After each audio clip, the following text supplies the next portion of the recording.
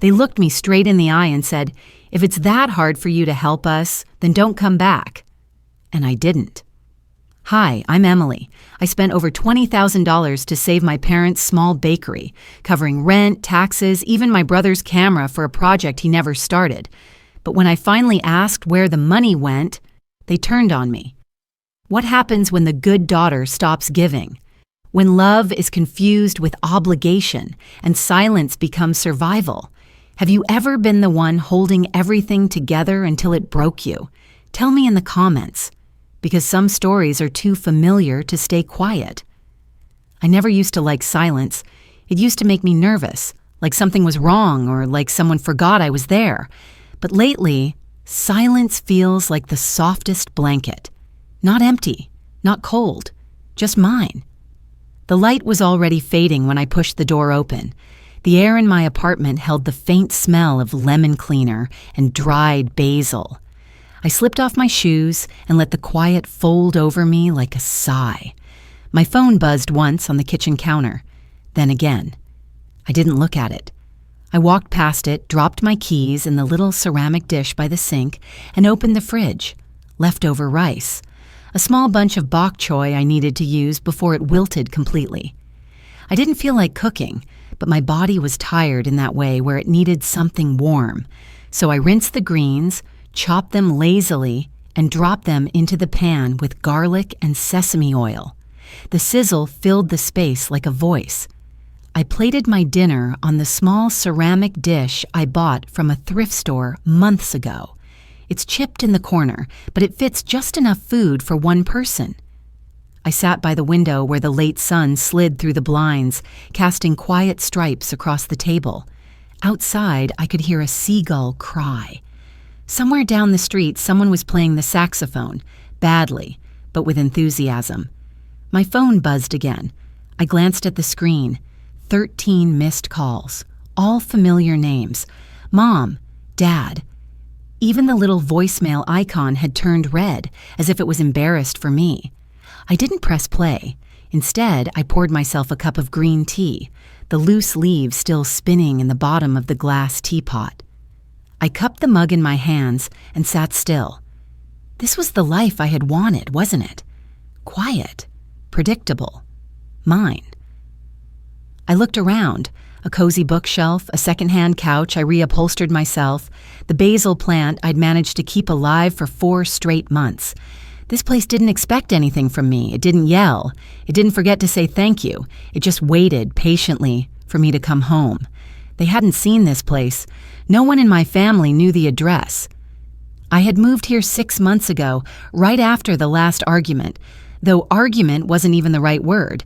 It was more like a quiet collapse, a closing door. Back then I thought they'd stop calling eventually, but the silence never came from them. It had to come from me.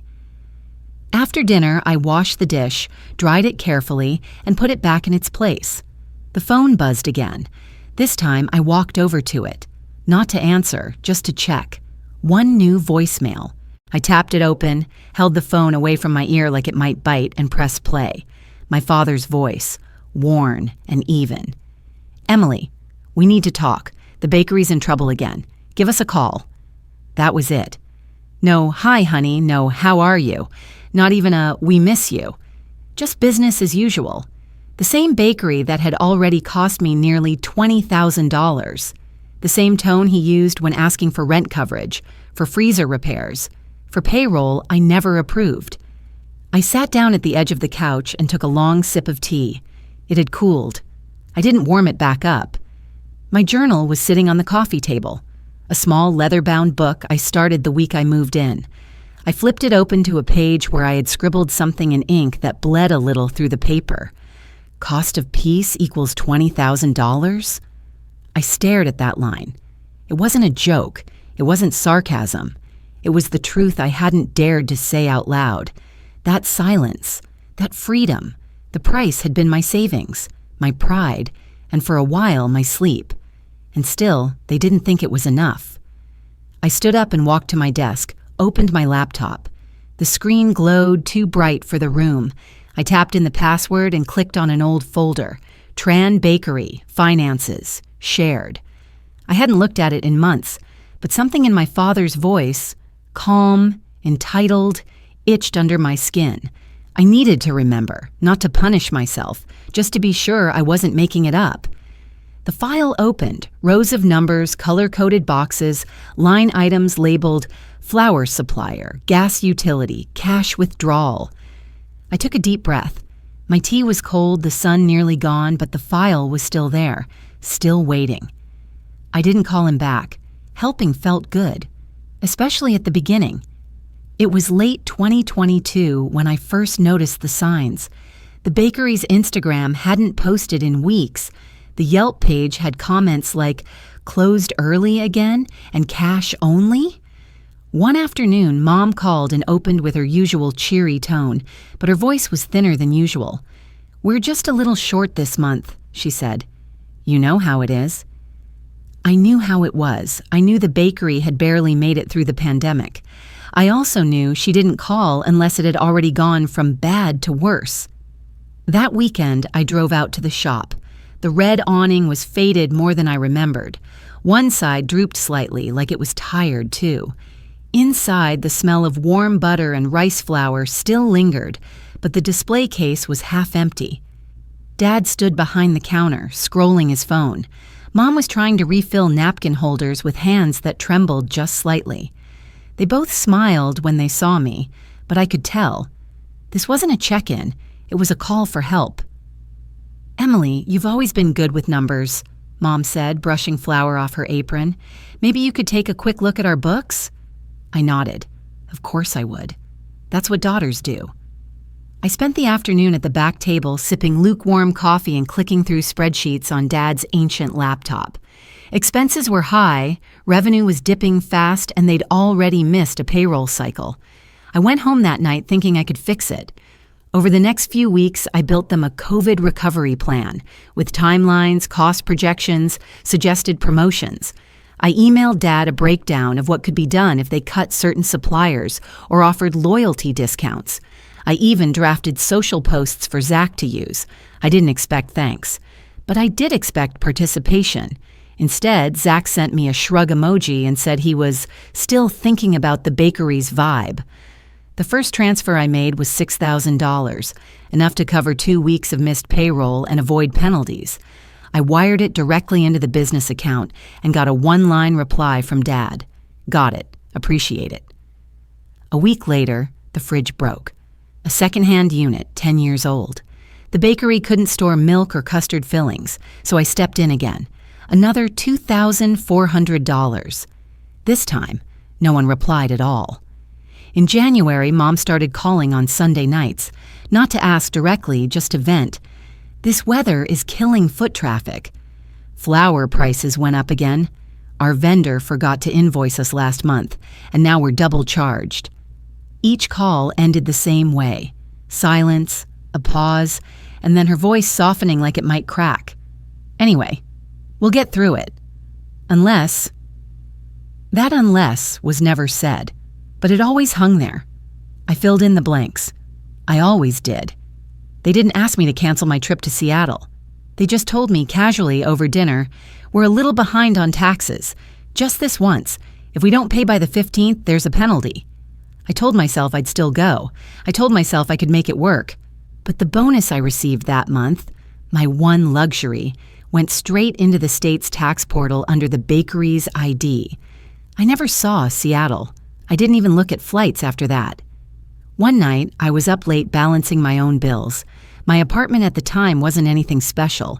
The heater was unpredictable. The faucet dripped, and I hadn't bought a new set of bed sheets in years. I stared at the overdue electricity notice sitting on my kitchen table and laughed. I had just paid $650 to fix the bakery's signage. My own lights might go out. Still, I didn't stop. Zach once texted me, "Can you Venmo me $900 for a new lens? I want to shoot promo content for the store."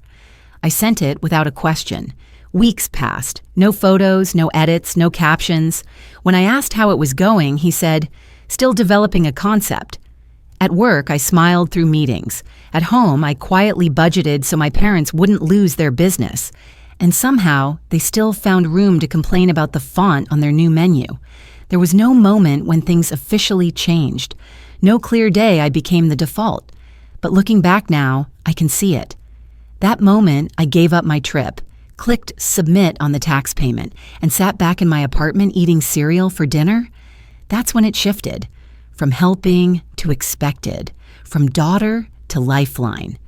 I didn't even notice how fast it happened. They didn't need to ask anymore. I just knew what to do. Present day, I sat on my couch, the laptop still open to that old COVID plan, color-coded, itemized, hopeful. I scrolled to the bottom. There, in a comment box I must have typed late at night, it said, "This is temporary. Once the bakery's stable, I'll rest." I stared at it for a long time. My tea had gone cold again. The cursor blinked slowly in the corner, like it was waiting for me to wake up. They never stopped asking, and I never stopped giving. I brought them groceries. They brought me guilt. The rain hadn't started yet when I parked in front of the bakery. The sky was already gray, the kind of gray that makes you zip up your coat before the first drop falls. I grabbed the paper grocery bags from the back seat. Rice, eggs, 2 cartons of oat milk, a rotisserie chicken, and a box of holiday cookies I thought my mom might like. There was also a coffee in a to-go tray, still warm. It was quiet inside. Too quiet. The bell above the bakery door gave a weak chime. I stepped in and was hit by the familiar smell. Sugar, butter, something overbaked. It used to smell like home. Now it smelled like tiredness. Holiday pies were lined up in the display case, a little uneven, some with cracked crusts. The now hiring sign in the window was faded to almost white. Behind the counter, Mom was folding pastry boxes. Dad sat on a stool in the corner, thumbing through receipts. "Hey," I said gently, trying to smile. Mom looked up but didn't match the expression. "You brought food?" she asked, like I was late delivering a shipment. "I thought you could use it," I said, placing the bags gently on the counter. "And I brought you coffee." Extra caramel. She didn't reach for it. "Are you sending the payment today?" Just like that. No hello, no thank you. I took a breath. Actually, I wanted to go over the expenses first. I just want to understand where everything's going. She blinked like I'd insulted her. "What do you mean?" I tried to keep my tone light. Just, what's the current rent? Any new repairs? Zach's camera. Was that out of the bakery account or... Dad cleared his throat and stood up slowly. "You're making this complicated, Em." "I'm just asking for a breakdown," I said. "If I'm helping cover everything, I think it's fair to know the numbers." Mom's lips pressed into a line. "Why are you being like this?" Her voice had that edge I remembered from when I was little and spilled flour across the kitchen. "You used to care." "I do care," I said quietly. "That's why I'm asking." Behind the curtain that led to the back room, I heard a familiar clicking, a video game. Then Zach's voice, loud and careless. "You don't even need the money." I turned toward the sound. "Excuse me?" He didn't come out, just shouted, "You've got that job. You live alone. What's the big deal? It's just sharing." I looked at Mom. "Is that how everyone sees it?" She crossed her arms. "You're being dramatic." "No," I said. "I've been quiet for years. That's not the same thing." Dad picked up the receipt book and set it down again. He didn't say anything. I looked at them both. Really looked. Mom, with her hair pulled back too tight, dark circles under her eyes but still clutching the grocery bag like she was owed it.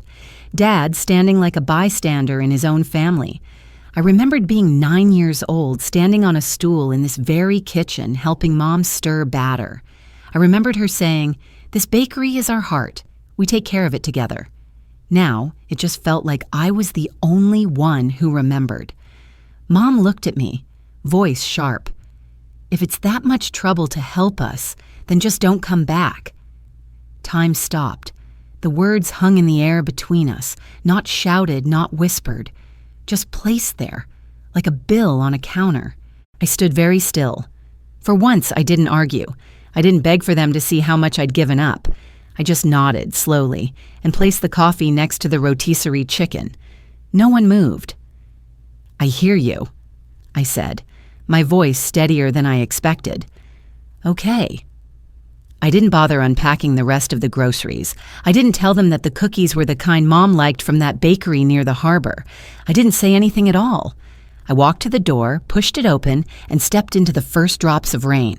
The air was cold, but I didn't pull up my hood. As I walked to my car, I didn't look back. I didn't need to. Because sometimes, what breaks you isn't a scream.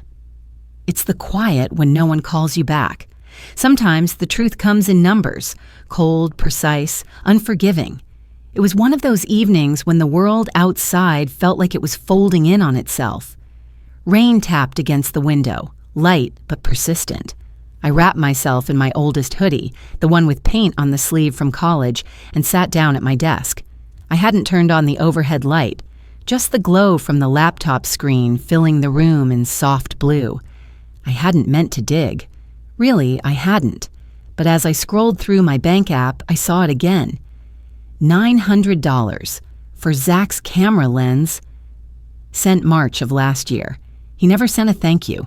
Never showed me a single photo. I'd forgotten all about it until tonight, when my thoughts had nowhere else to go but backward. I hesitated, then opened the old browser folder, labeled Shared Bakery Accounts. It was a holdover from the days I helped with tax prep, back when I still believed we were a team. The login still worked. The account took a moment to load, then rows of numbers appeared. Payments, deposits, transfers, some clean and labeled, some vague and strangely familiar. I narrowed my eyes. After my final transfer in August, there had been only 2 rent payments. After that, nothing. No electricity payments, no supplier expenses, but plenty of cash withdrawals. $300 here, $500 there, $250 every other week, some marked miscellaneous, others just blank. I opened a notepad and started jotting down dates. October 3rd, withdrawal, $400. October 10th, catching up. October 17th, $325, no note. No rent payments since August. It was now late November.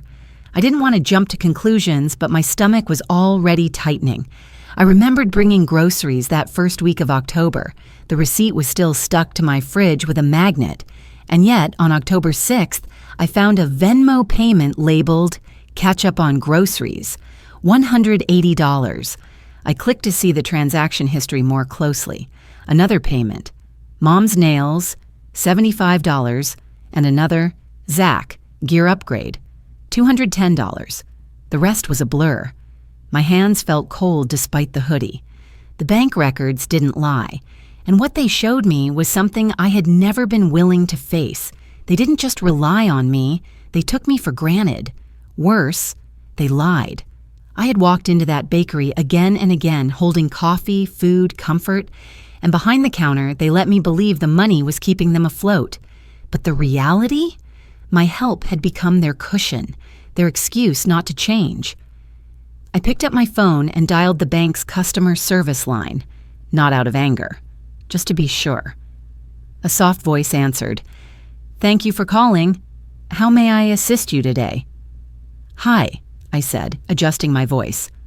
"I'm reviewing an account I use to help manage for my family's small business. I noticed some gaps and just wanted to confirm a few things, if that's okay." "Of course," she said kindly. "We'll just need to verify a few details." After a few minutes of questions and holds, she came back on the line. "Yes, it looks like the rent hasn't been paid since August. The account has mostly had withdrawals since then." "No utility payments?" I asked, even though I knew the answer. "No, ma'am. Nothing logged from September onward." I thanked her, hung up, and sat still for a long moment. My laptop fan hummed softly. The tea on my desk had gone untouched. I leaned back and stared at the ceiling, trying to remember when it started, this quiet betrayal. It wasn't one lie. It was 1,000 tiny omissions, polite half-truths wrapped in concern. "We're just a little behind. This month's tight. It's only temporary." But it was never temporary. It was normal, and I let it become that.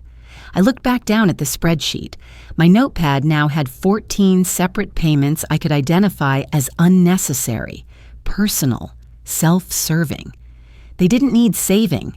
They needed someone to take the fall. I opened my messages and typed, "I looked through the account. Can we talk?" I waited. Less than a minute passed before Dad replied, "We're disappointed in how you're choosing to see things."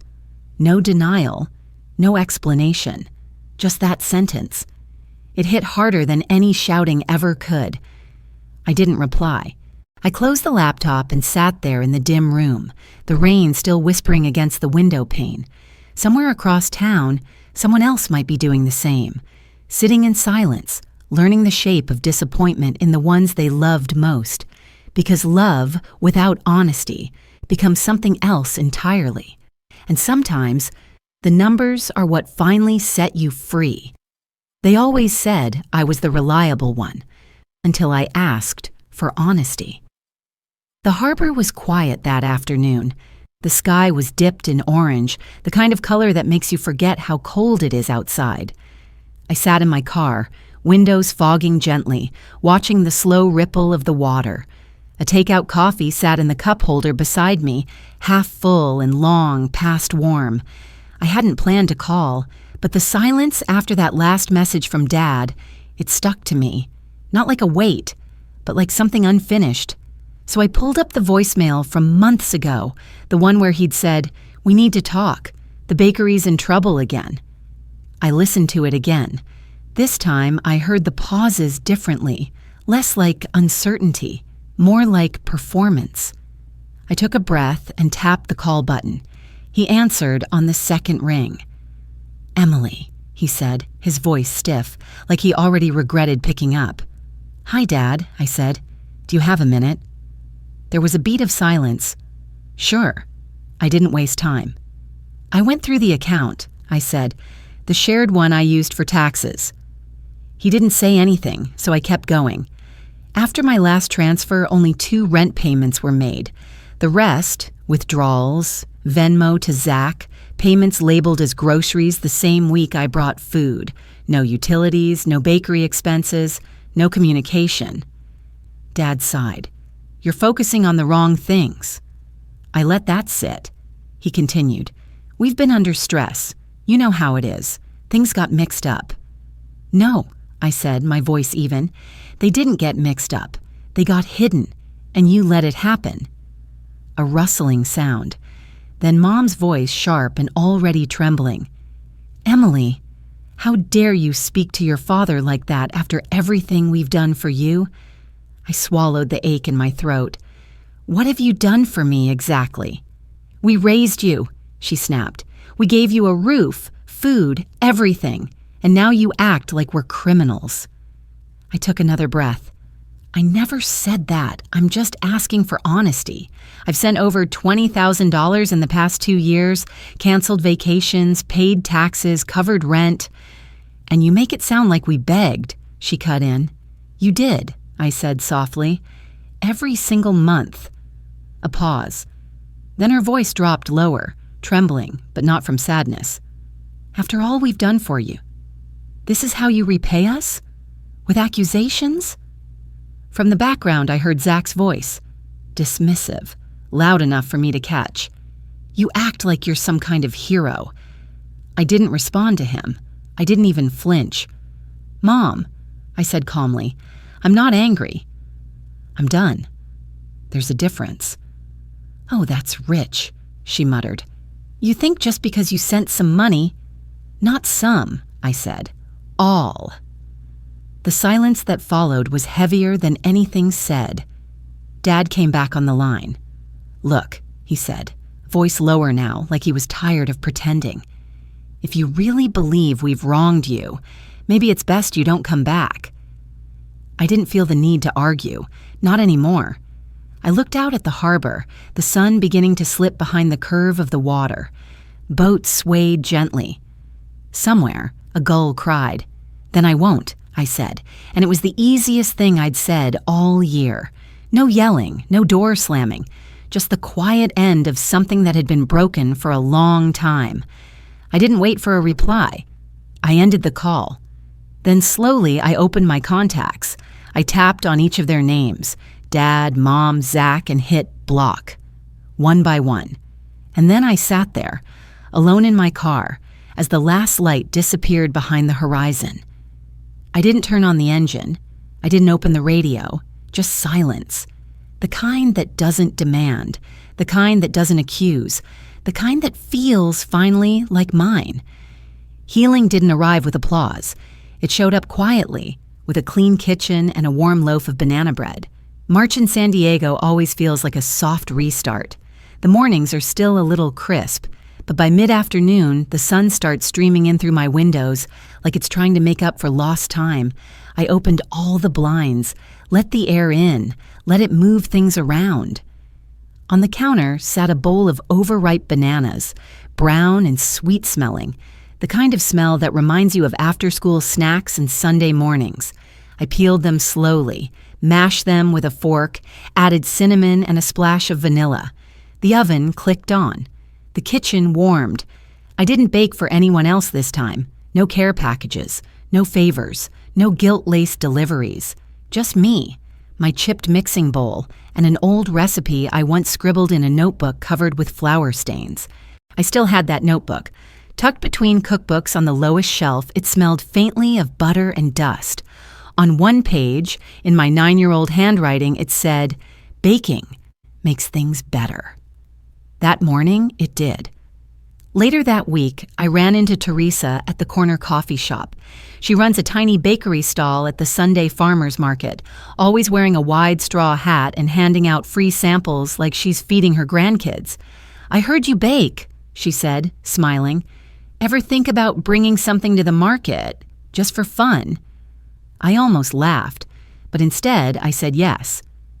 The following Sunday, I set up a small folding table with a borrowed blue cloth and 3 loaves of Vietnamese coffee chiffon cake, light, airy, with just the right amount of bitterness. I didn't expect much, but by noon, all 3 loaves were gone. Someone even asked if I took pre-orders. I said no, not yet, but I smiled the whole walk back to my apartment. A few days later, Sarah left a voicemail.